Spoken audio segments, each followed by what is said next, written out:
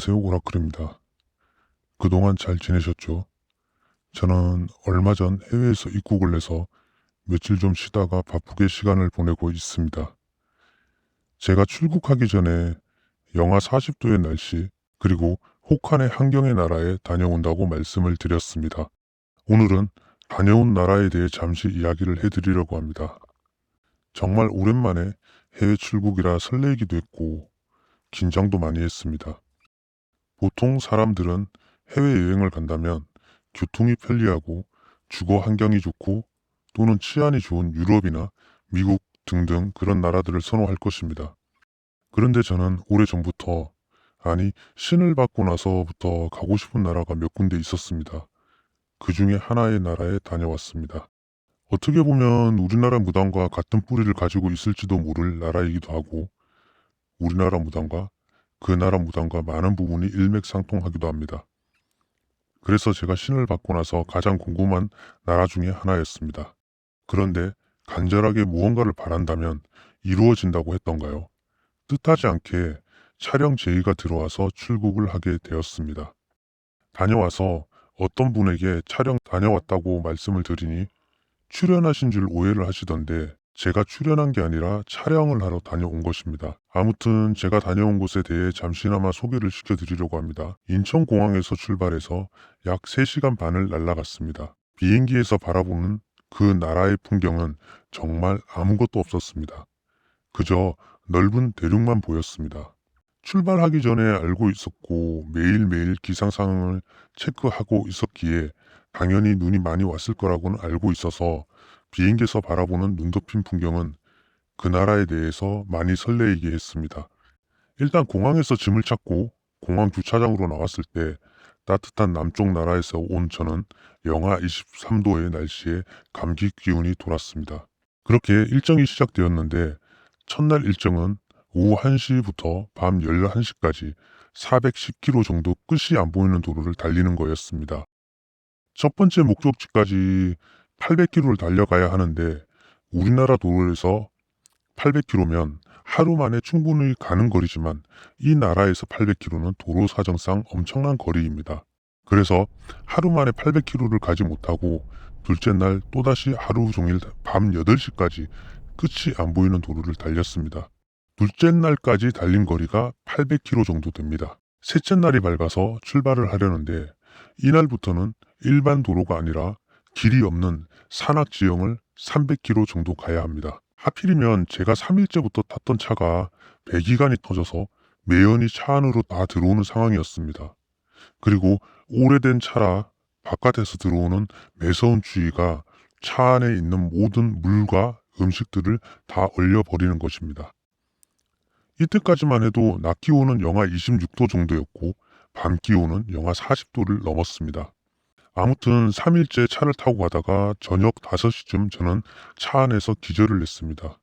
울렁이는 산악지형을 11시간 이상 지나왔고 11시간 이상을 매연을 마셨으니 기절할 만도 하지요. 어찌됐건 셋째 날도 이동을 했습니다. 3일을 이동을 했는데 아직 첫 번째 목적지까지 도착을 못했습니다. 밤 9시쯤 도착을 해서 저는 막바로 기절을 했고 아침 6시에 또 출발을 했습니다. 넷째 날도 또 이동을 합니다. 아침 6시 출발을 했지만 목적지에 도착했을 때는 점심시간이 훌쩍 지나버린 후였습니다. 드디어 4일 만에 첫 번째 목적지에 도착을 한 겁니다. 이때까지 이동거리가 1200km 정도 되었습니다. 이곳에 오면서 차량 파손과 차량이 물에 빠지는 여러 가지 악조건이 있었고 새벽에는 영하 40도 이하로 떨어지는 날씨를 겪었습니다. 아무튼 무사히 첫 번째 목적지에 도착을 했습니다. 그저 도착한 거에 대해 감사함을 느꼈고 살아있음에 또 한 번 감사함을 느꼈습니다. 첫 번째 목적지에서 촬영을 하긴 했지만 낮 기온이 영하 44도 날씨에 카메라와 각종 장비들이 얼어붙어 촬영을 하는데 한계가 있었습니다. 어느 정도였냐면 핫팩을 몇 개 터트려서 촬영 장비를 녹이는데 두었는데 핫팩이 점점 식어가는 정도입니다. 그리고 밤에는 그 추운 영하 40도 아래의 날씨에 밖에 나와서 하늘의 별을 보면서 기도를 했습니다. 이 아름다운 곳에서, 그리고 기가 가장 맑은 이곳에서 아무 생각 없이 기도를 했습니다. 그리고 다시 새벽 6시 두 번째 목적지를 이동을 합니다. 다행히 나갈 때에는 강물에 차가 빠지지 않았지만 이번에는 타이어 펑크와 여러 가지 문제점이 나타나기 시작했습니다. 결국 1시간 반을 차량 수리 때문에 시간을 버리고도 산악 지역을 300km를 14시간 넘게 달려 밤 8시쯤 두 번째 목적지에 도착을 했습니다.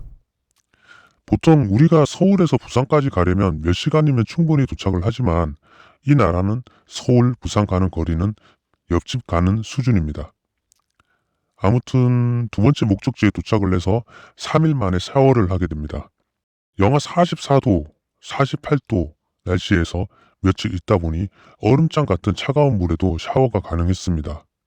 지금 생각해 보니까 첫날 숙소에서 따뜻한 물로 샤워를 하고 한국에 입국하기 전까지 얼음물 같은 차가운 물로 샤워를 했네요.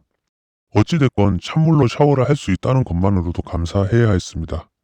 그리고 얼마 전까지 화장실에 적응이 안 되었습니다. 조금 지저분한 이야기가 될 수도 있지만 영하 44도, 밤에는 48도까지 떨어지는 날씨에 제일 겁나는 게 얼어 죽을 수 있다는 생각보다 화장실 가는 게 제일 무서웠습니다. 연세가 있는 분은 아실 겁니다. 옛날에 외양간 옆에 있던 화장실을 기억을 하실 것 같습니다. 그냥 구덩이 파놓고 그 위에 판자 2개 올려놓은, 그리고 쭈그려 앉아서 볼일을 봐야 하는 그런 화장실 기억하실 겁니다. 맞습니다. 이곳은 그런 화장실입니다. 다행히 냄새는 나지 않습니다. 영하 44도이니 냄새가 안 납니다. 단 무서웠던 게 뭐냐면 그 날씨에 바지를 내려야 한다는 겁니다. 다 얼어붙습니다. 심지어 콜라를 마시다가 옷에 흘렸는데 막바로 얼어버립니다. 펄펄 끓는 뜨거운 물을 공중에 뿌렸는데 공중에서 얼음으로 변해 우박으로 떨어집니다. 그런 날씨에서 볼일을 봐야 하는데 쉽게 볼일을 보지도 못하지만 문제는 볼일을 보고 뒤처리가 문제였습니다. 물티슈를 뽑는 순간 얼어버립니다. 그걸로 처리를 했다가는 병원에 실려가야 될 것 같고 결국 또다시 물티슈를 품 안에 넣고 녹여야 했습니다. 그 시간 동안 그 추위에 엉덩이를 까고 있어야 합니다. 어찌됐건 이야기가 옆으로 새었지만 두 번째 목적지에 도착을 해서 할 일을 다 마치고 하루 이틀 휴식을 가질 때 기도를 하기 시작했습니다. 할 일이 끝나니 마음껏 기도를 할 수 있었습니다. 이제 출국 날까지 더 이상 일정도 없고 이동할 일이 없어서 6일차부터는 조금 여유가 생겼습니다. 두 번째 장소에는 그래도 날씨가 따뜻했습니다.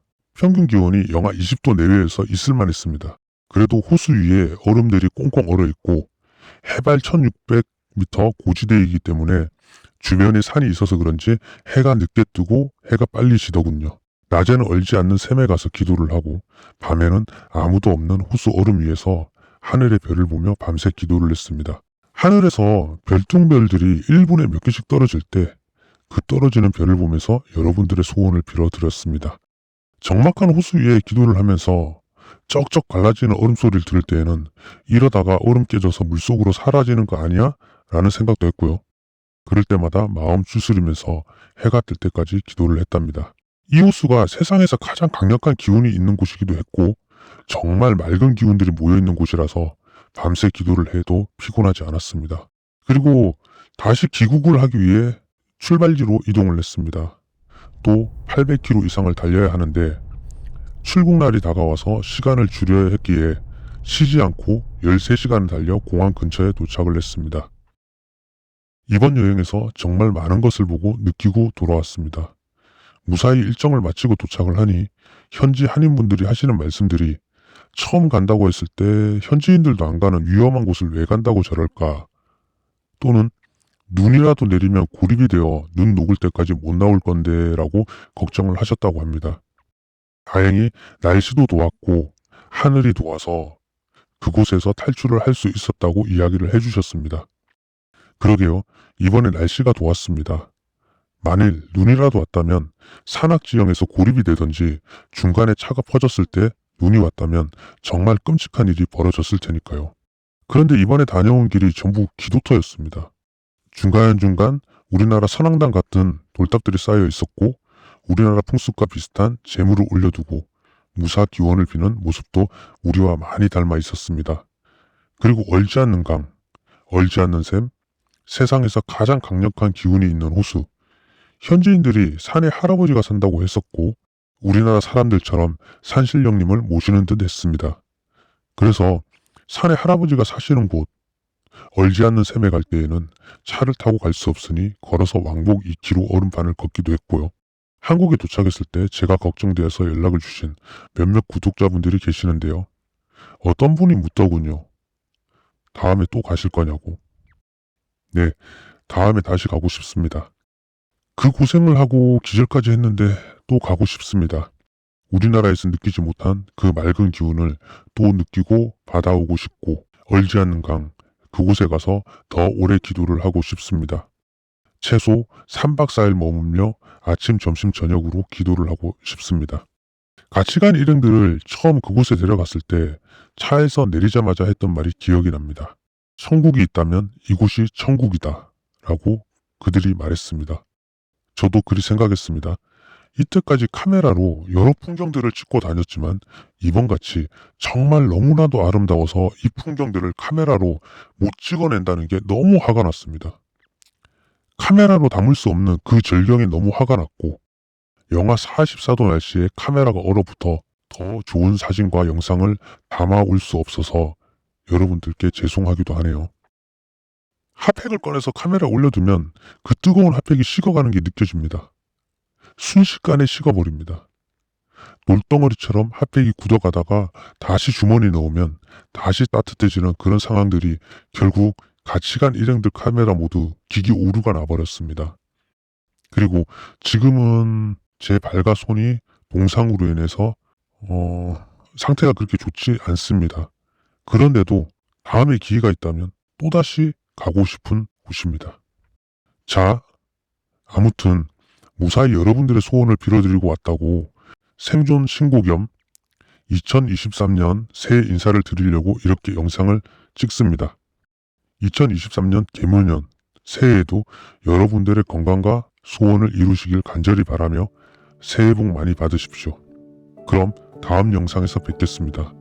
여러분의 구독과 좋아요, 알림 설정은 제가 영상을 만드는 데 큰 힘이 됩니다. 감사합니다.